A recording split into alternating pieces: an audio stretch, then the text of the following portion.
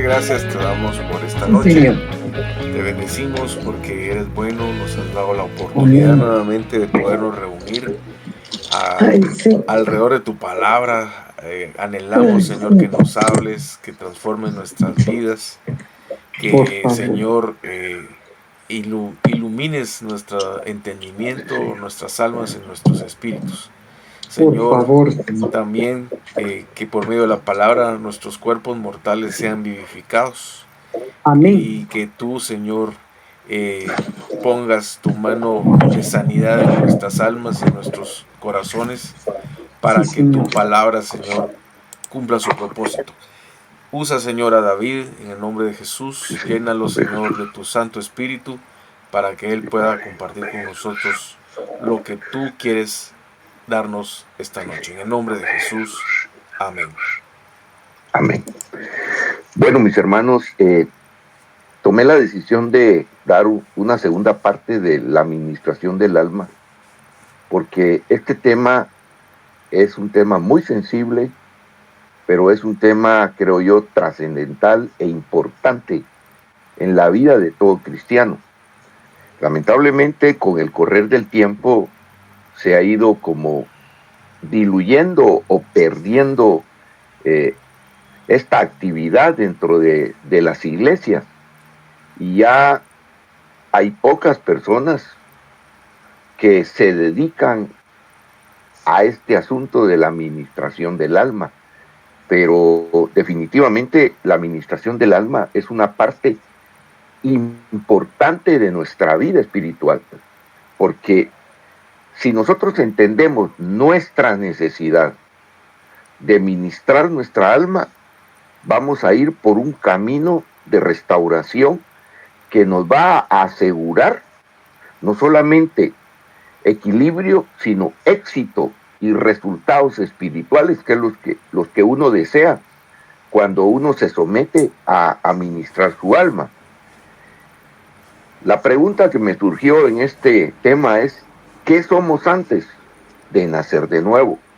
Entonces, la palabra de Dios dice claramente, Romanos 5:12, por tanto, tal como el pecado entró en el mundo de un hombre o por un hombre, y la muerte por el pecado, así también la muerte se extendió a todos los hombres porque todos pecaron. Entonces, esto da un índice muy claro que nosotros nacimos con una genética de pecado y de ahí surge la necesidad de que nosotros nos expongamos a la administración del alma. Por supuesto que hay procedimientos, hay procesos, pero entender realmente lo que nosotros somos y el efecto que ha tenido el pecado en nosotros es muy importante, porque afectó nuestro espíritu, afectó nuestro cuerpo y afectó nuestra alma. Y todo eso tiene serias consecuencias en nuestro comportamiento, incluso en nuestra manera de creer, porque en determinada ocasión nos puede ir desviando a un camino de rechazar a Dios. Por eso la mayoría de los cristianos tenemos tremendas dudas en creer o no creer, y a veces aceptamos un mensaje y a veces rechazamos otro. Pero todo es por el problema que nuestra alma fue trastocada y nuestro espíritu también. Entonces, yo llegué a una conclusión respecto al pecado. El espíritu está muerto por el pecado. El alma está sujeta al pecado y el cuerpo sujeto al alma, porque el cuerpo viene a ser como el canal por el cual nosotros pecamos.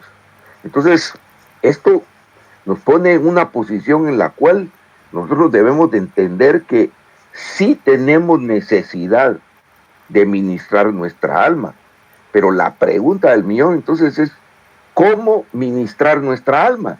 ¿Cómo empezar ese proceso de ministración de nuestra alma si es una necesidad actual? No es una necesidad de ayer, es una necesidad de hoy. Y entonces tenemos que recordar solamente por lo menos 7 áreas del alma, porque el alma viene a ser la sede de nuestra personalidad.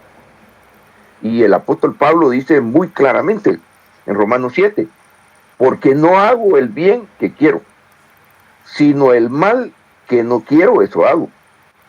Y si hago lo que no quiero, ya no lo hago yo. Mire qué interesante esto, sino el pecado que mora en mí. Y esto es general para todos nosotros.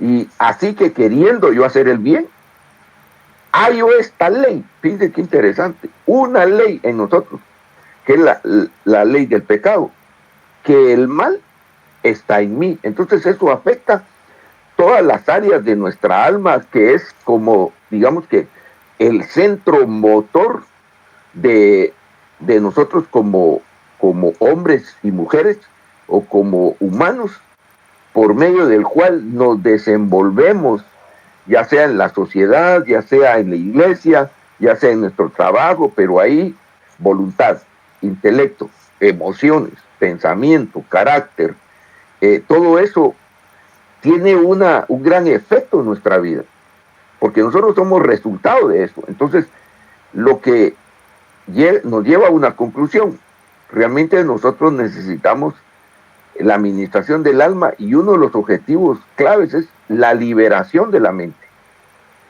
Eso está en Romanos 12:2, y no lo vamos a leer porque esto yo se los voy a enviar, pero sí hay algo muy importante.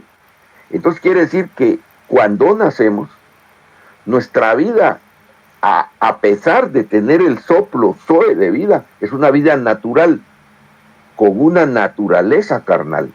Y esto nos pone en una posición de desventaja para nosotros poder crecer espiritualmente. Por eso, la administración del alma tiene que ser algo necesario, pero diría yo, bien orientado de acuerdo a los principios que la palabra de Dios nos muestra. Y aquí viene lo importante.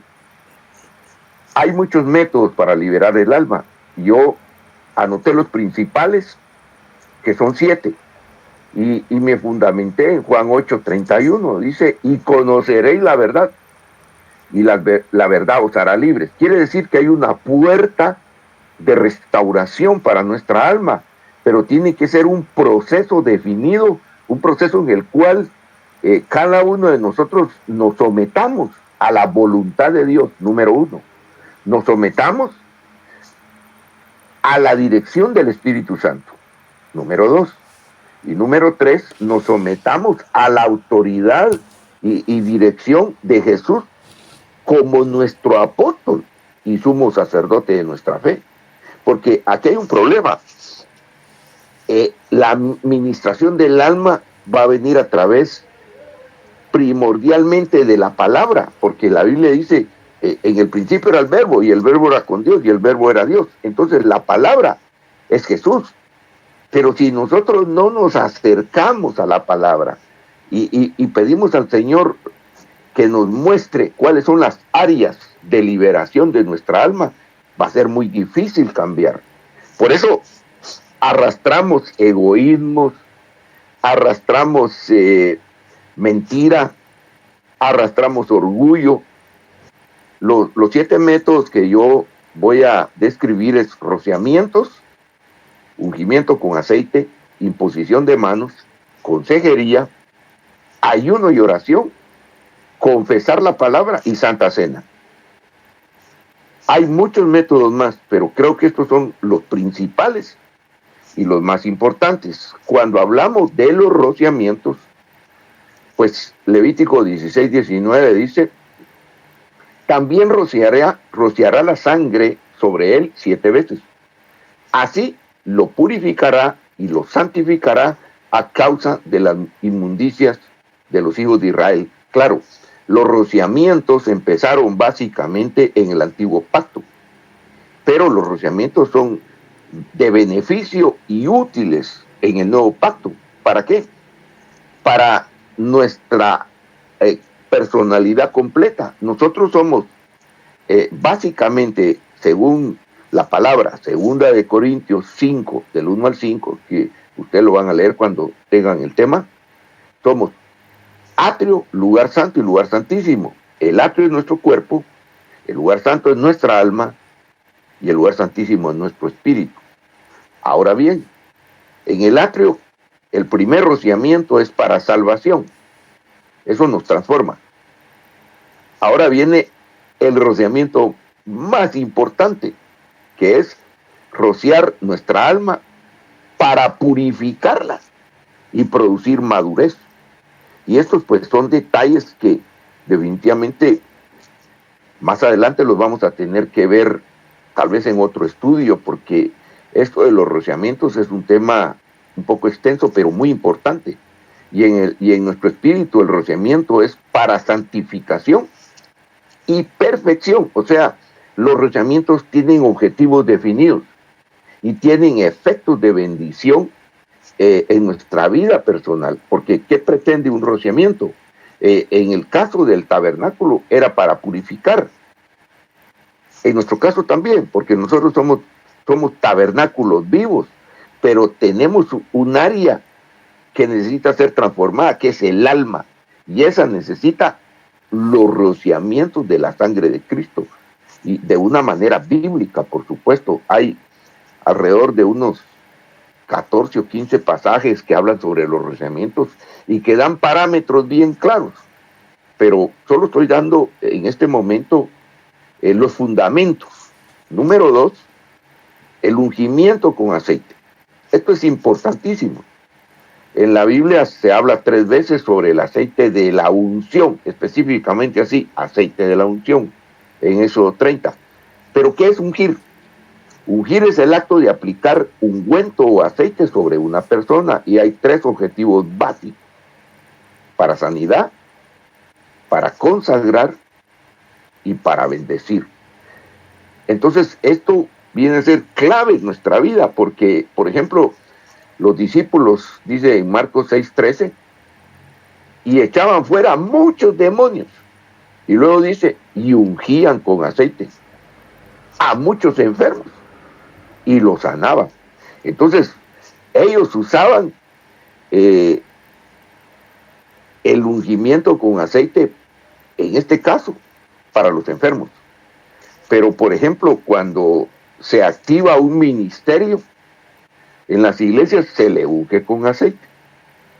Cuando se quiere hacer una liberación, también se puede ungir con aceite. O sea, hay muchas áreas en que el ungimiento con aceite es importante, y en nuestro caso, pues necesitaríamos pedirle a un ministro reconocido que nos ungiera con aceite para que se abriera una puerta de liberación en nuestra vida, porque a veces nosotros, sin darnos cuenta, mantenemos áreas de nuestra alma escondidas, y por decirle algo, la que vimos en nuestro estudio pasado, que yo señalé en negrito, el temor, por ejemplo, y pasamos toda nuestra vida atemorizados, y ¿cómo vamos a salir de eso? Necesitamos una administración del alma, y obviamente que ungir con aceite en nuestra vida.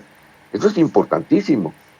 Entonces, el ungimiento con aceite es clave, porque es parte de la ministración y liberación de nuestra alma. Número 3, la imposición de manos. Eso es clave, pero clave, porque la ministración de nuestra alma necesita que alguien que tenga la unción en su vida nos pueda imponer manos. Dice 1 Timoteo 5:22, Pablo a Timoteo, no impongas las manos sobre nadie con ligereza. Y esto me llamó la atención, compartiendo así la responsabilidad por los pecados de otros. Mire qué tremendo.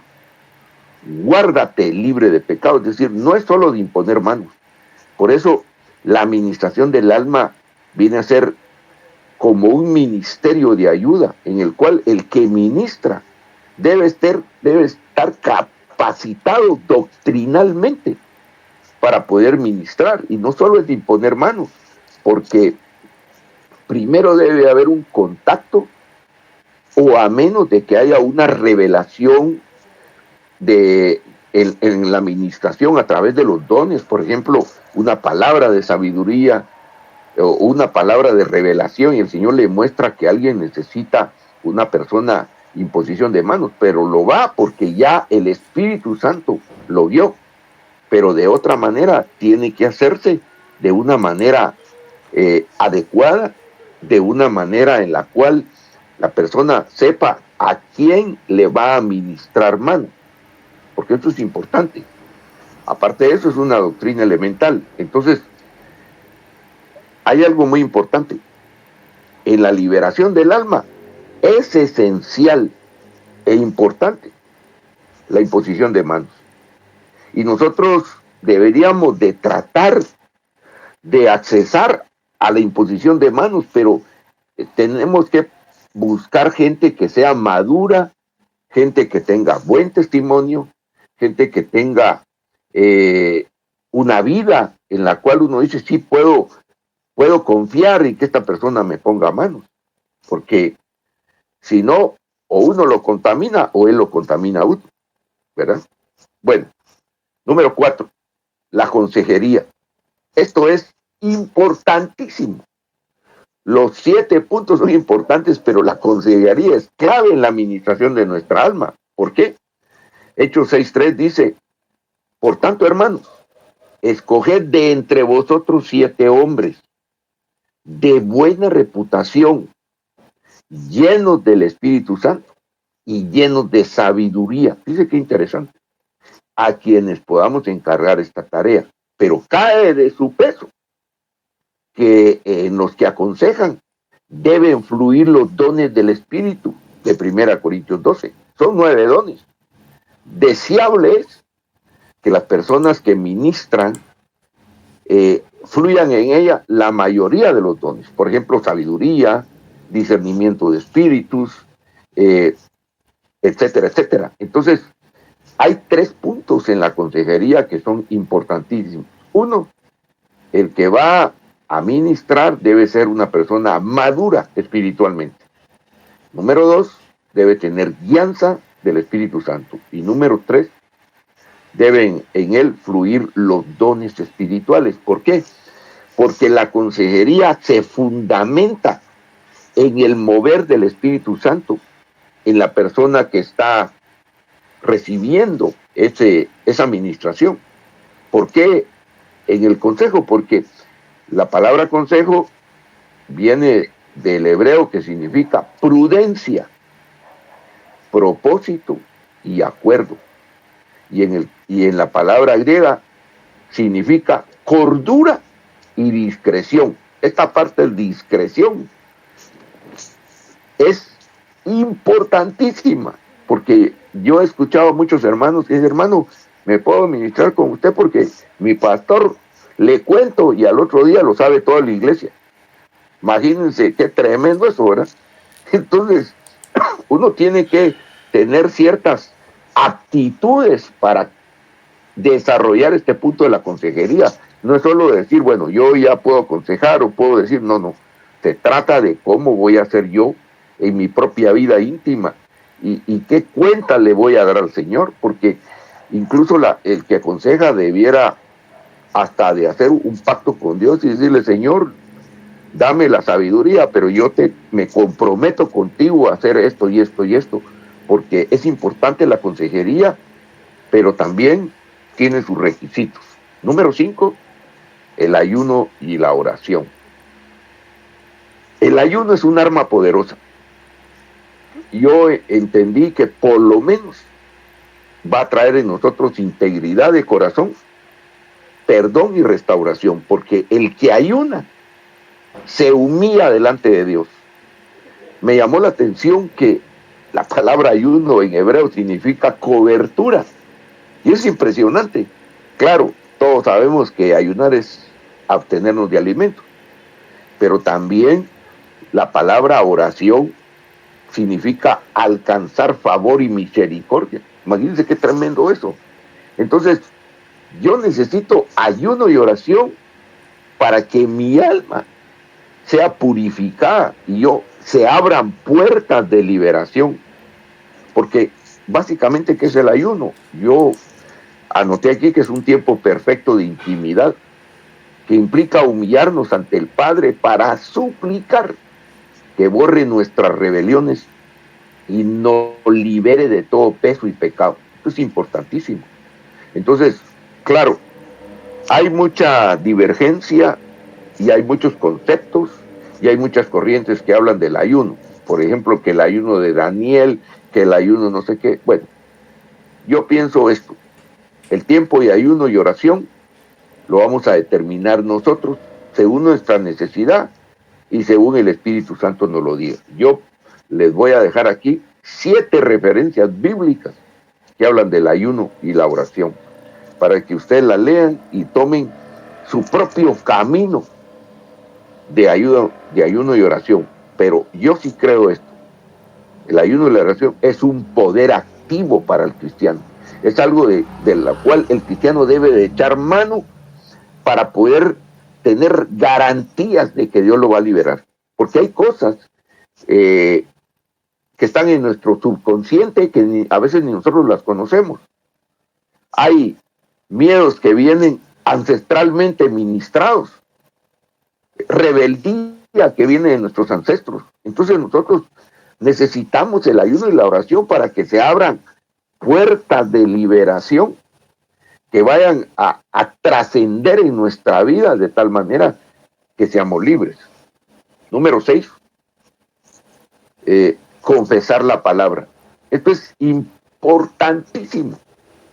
Dice Romanos 10, que si confesares con tu boca a Jesús por Señor, número 1, por Señor, y crees en tu corazón que Dios le resucitó entre los muertos, serás salvo. Aquí tendríamos que poner entre paréntesis, serás libre, porque ese tipo de confesión nos va a abrir una puerta en nuestro corazón de liberación.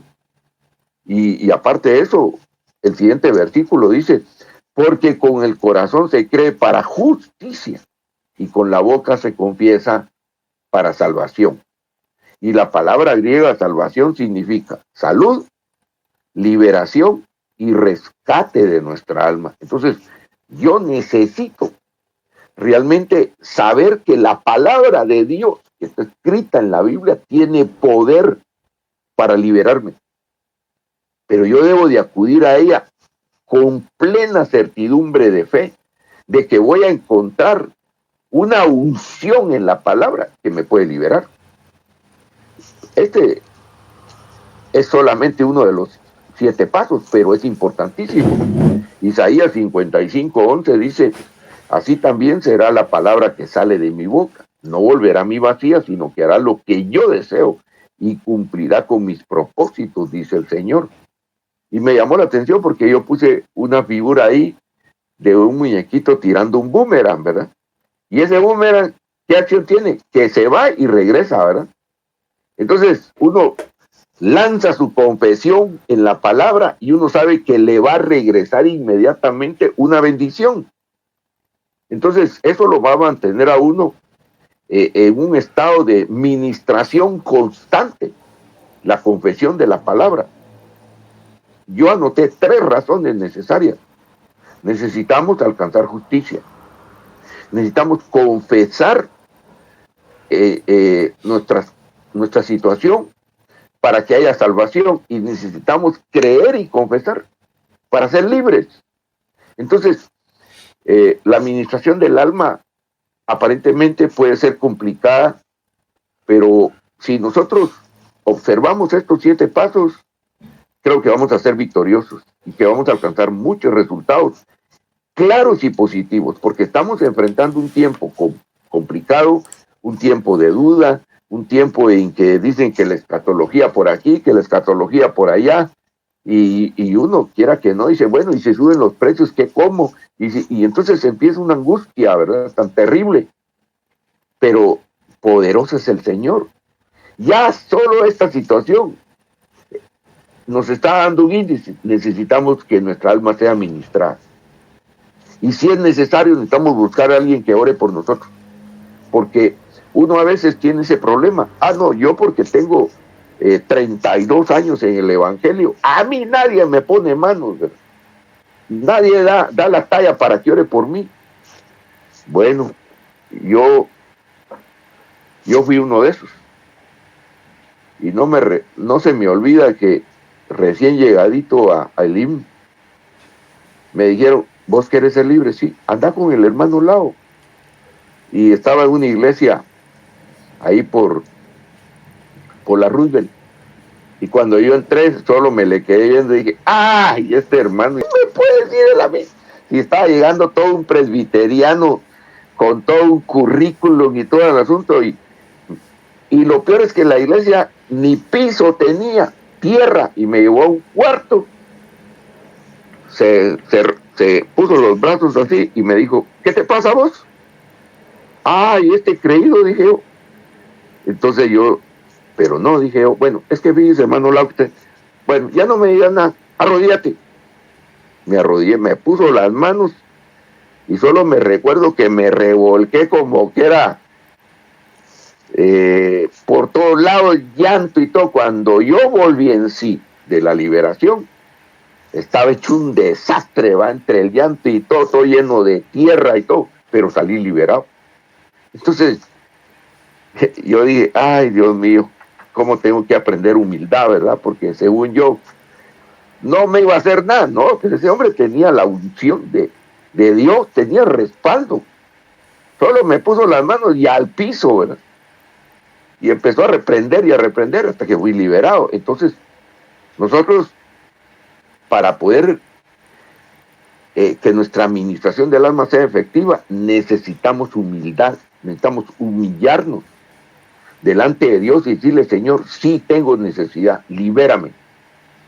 Y ponme la persona indicada y voy a abrir mi corazón y voy a buscar la palabra y los métodos que le estoy dando. El último método es la Santa Cena. La Santa Cena es más que importante para una liberación. Es necesaria. Juan 6 dice que Jesús les dijo a sus discípulos, si no coméis la carne del Hijo del Hombre y bebéis su sangre, miren esto, no tenéis vida en vosotros. Wow. El Señor estaba haciendo ahí claro, contundente y sin dejar dudas. El que come mi carne y bebe mi sangre tiene vida eterna y yo le resucitaré en el día final. ¿Qué más queremos con eso? Porque mi carne es verdadera comida y mi sangre es verdadera bebida.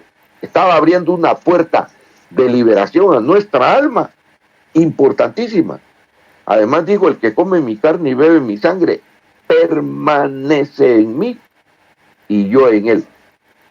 La Santa Cena, mis amados hermanos, no solo la tomemos por tomarla, sino que digámosle al Señor en la Santa Cena, Señor, abre todas las puertas necesarias de liberación de mi alma. Aquí está mi alma.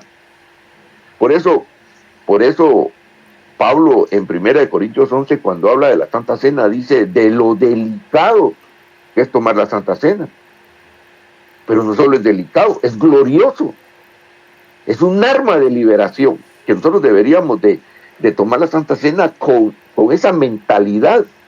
Porque el Señor dice, este es el pan que descendió del cielo, no como el que vuestros padres comieron y murieron.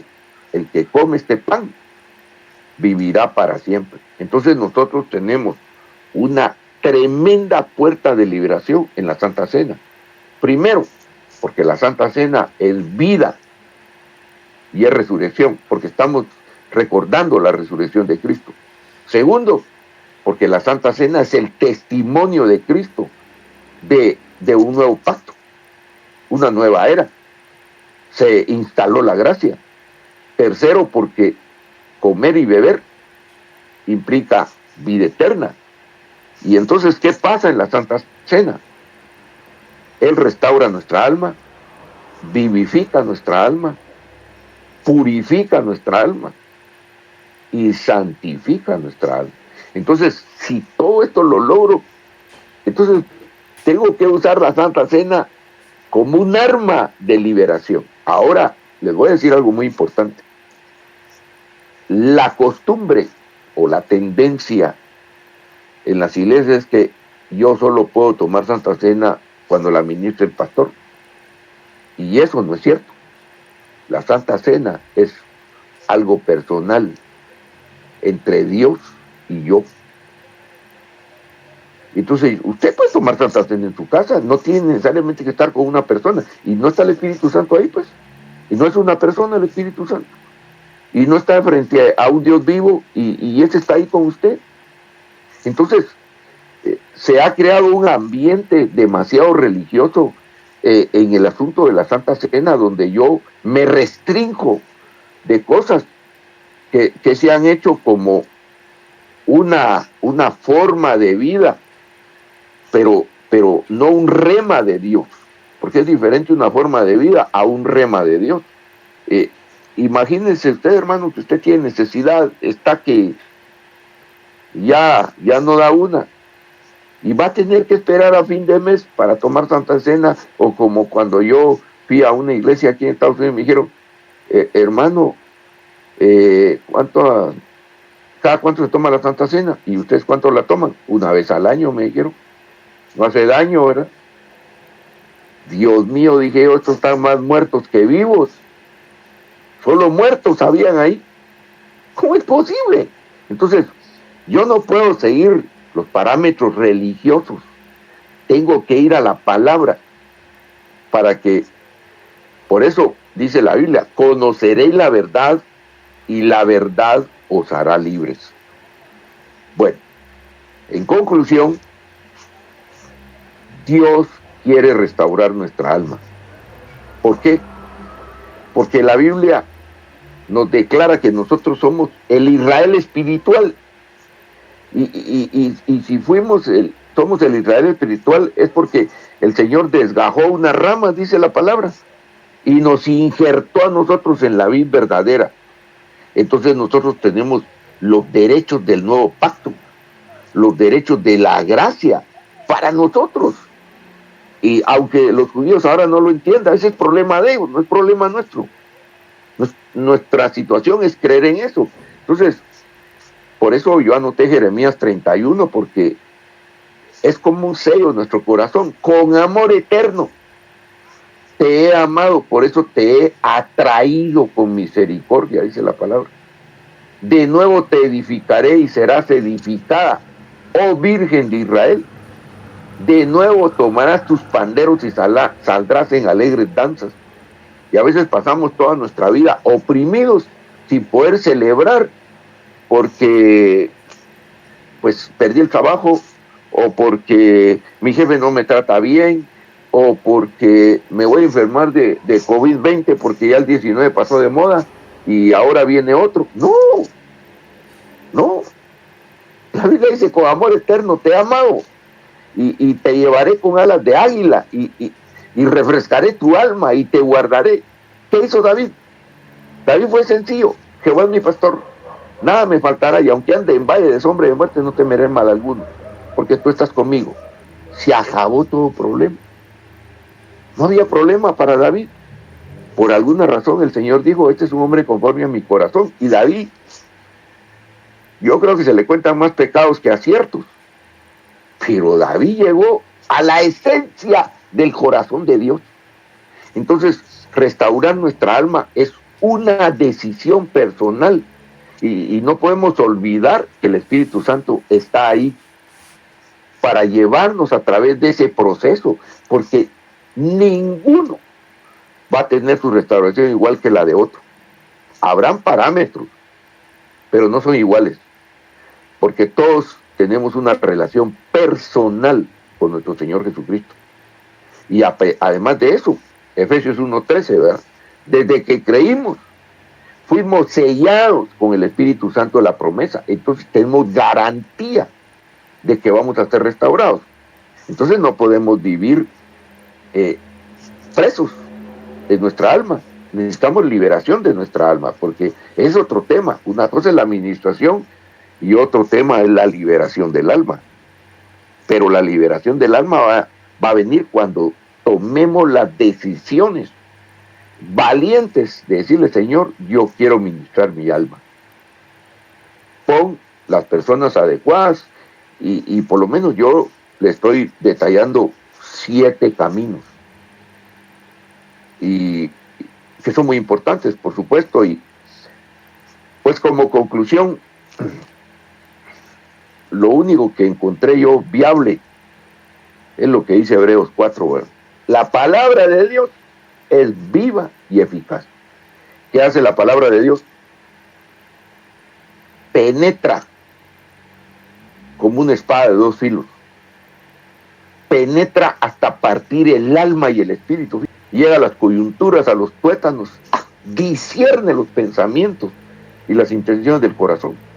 Y además dice, no existe cosa criada que no sea manifestada en su presencia. Hermano, entonces yo tengo garantizada mi liberación, porque no hay cosa creada que pueda, digamos, que oponerse a la presencia de Dios. Y además afirma, por tanto, teniendo un gran sumo sacerdote que ha traspasado los cielos, Jesús, el Hijo de Dios, retengamos nuestra confesión, dice esta versión.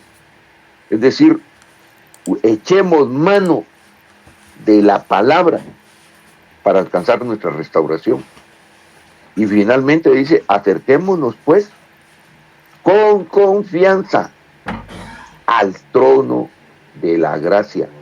¿Para qué? Para que alcancemos misericordia y hallemos gracia para un oportuno, yo diría adecuado socorro, es decir, la perfecta ayuda está en la palabra de Dios. Pero sí entiendo que cada uno de nosotros necesitamos los procesos que hay en la administración del alma, entenderlos, ¿verdad? Yo les di 7, y esos 7, pues, creo yo son muy importantes. Hay más, pero estos 7 son como claves, como que yo los necesito seguir, entender y guardarlos en mi corazón para asegurar que mi alma va a ser ministrada y va a ser liberada. Y como dije, pues la liberación del alma es otro tema, pero lo que yo necesito realmente es que mi alma sea liberada, que mi alma sea ministrada y que yo esté dispuesto a dar el paso de fe. No solo decir, sí, yo necesito, y pues en el 2050, no, es para ayer. Para ayer, nuestra administración del alma debe ser un proceso de vida, porque todos tenemos diferentes problemas, diferentes dudas, diferentes situaciones. Y entonces, pues ahí está el Señor para bendecir nuestro corazón, para bendecir nuestra alma y para darnos los caminos necesarios que van a darnos la clave de nuestra liberación. Y yo creo que lo más importante es apegarnos a las promesas de Dios, ¿verdad? No sé cuántas promesas hay en la Biblia, ya no me acuerdo, pero hay suficientes promesas como para asegurar realmente nuestra liberación. Mencioné el Salmo 23, está el Salmo 91, pero hay muchas más, ¿verdad? Y yo creo que nosotros estamos ahorita en una época en la cual necesitamos afirmar fundamentos bíblicos que nos ayuden para que nuestra alma sea ministrada y para empezar un camino de liberación, ¿verdad? Como dije, ese es un tema aparte, pero yo creo que cuando nosotros tomamos la decisión de acercarnos a un Dios soberano y poderoso, ya dimos el paso trascendental, porque si nuestra almita estaba tan dañada, sujeta al pecado, el espíritu muerto, el alma llena de conflictos, etcétera, etcétera, y el cuerpo actuando en pecado, no, eso hay que cambiarlo, definitivamente hay que transformarlo, y el único que tiene eso es nuestro Dios Todopoderoso. Pero el Señor dijo, me voy, pero les dejo el Espíritu Santo. Y a veces, a mí cuando me hicieron la pregunta hace algunos años, ¿cuántas veces he hablado con el Espíritu Santo? Me desmayé, Ni siquiera sabía yo, todo un presbiteriano, que se hablaba con el Espíritu Santo. Ni siquiera lo sabía. Pero yo, libros de teología, libros de homilética, libros de todo, y no sabía que se hablaba con el Espíritu Santo. Y ahí en Costa Rica fue un seminario que yo fui a participar de parte del INTECAP, y me dijo, qué reto que le hables ahorita al Espíritu Santo. La verdad, yo me moría a ustedes. Yo jamás había hablado con el Espíritu Santo, nunca. Y me dijo, oremos.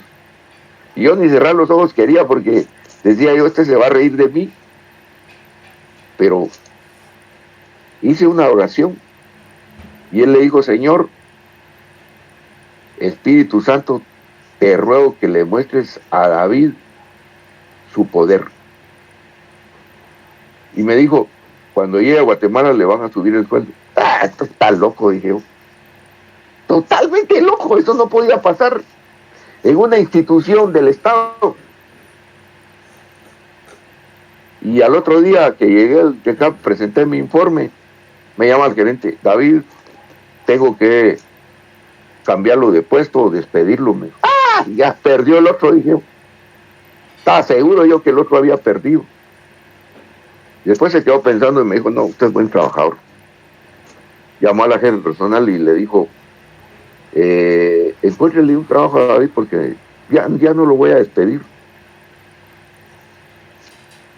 Me dieron un trabajo con el doble de sueldo. Entonces yo llamé al otro y le dije, tenía razón, sí era cierto. Pero ¿cómo se enfrenta uno a las realidades? Experimentándolas. De otra manera no. Entonces tenemos que lanzarnos a que la palabra de Dios nos acoja, a que el Espíritu Santo nos fortalezca, a que tenemos un Padre bueno que no nos va a abandonar nunca y que quiere restaurarnos. Creamos en eso, así de simple, para que el Señor haga la obra que tiene que hacer en nuestra vida. Amén, hermanos. Pues me gustaría hacer una oración y luego las preguntas, ¿verdad? Para poder entrar en el tema. Amén. Padre bendito, en esta hora estamos delante de ti, creyendo que tú eres un Dios todopoderoso, que eres un Dios eterno, que el sacrificio de Cristo fue perfecto, que tiene trascendencia eterna por los siglos de los siglos, y que tú dijiste que quedaba el Espíritu Santo como nuestro paracleto, como nuestro ayudador, el que nos va a guiar, el que nos va a guardar. Y Señor, yo en tu nombre presento a cada uno de mis hermanos presentes en este estudio, Señor, para que impacte su vida con tu presencia, con el ungüento de tu palabra, Señor, para que la palabra se convierta en una cobertura que pueda ministrar sus vidas, Señor, y a cada uno sacarlos de lo que tienen ahí adentro, Señor, que solo tú lo sabes, pero que tengamos la oportunidad, Señor, de seguir creciendo y de seguir creyendo. Yo reconozco, Señor, que a mí también me cuesta y que es tan difícil, Señor, poder despojarnos de todas las cosas que nos afligen, pero yo creo en la administración del alma, Señor, y yo creo que tú eres un Dios poderoso, y en el nombre de Jesús yo estoy bendiciendo a cada uno de mis hermanos. Señor, desata sobre ellos un espíritu de revelación, un espíritu de poder. Úngelos con tu presencia, Padre, úngelos con tu misericordia, con tu gracia, Señor bendito, que cada uno, Señor, sea arropado por tu palabra, y tu palabra se siembre en sus corazones más de lo que ya ha hecho efecto, Señor. Y tú puedas quitar viejos recuerdos, viejas amarguras o situaciones presentes, Señor, que cada uno de nosotros enfrentamos. Y Señor, tú sabes que me costó hacer esto, y tuve luchas, y tuve dudas, y tuve confrontamientos, Señor, porque aún a estas alturas de conocer tu palabra, También yo enfrento situaciones conflictivas, Señor, pero yo creo firmemente que tú eres un Dios poderoso y creo firmemente que tú nos vas a transformar por medio de tu misericordia y a través de tu palabra, Señor amado.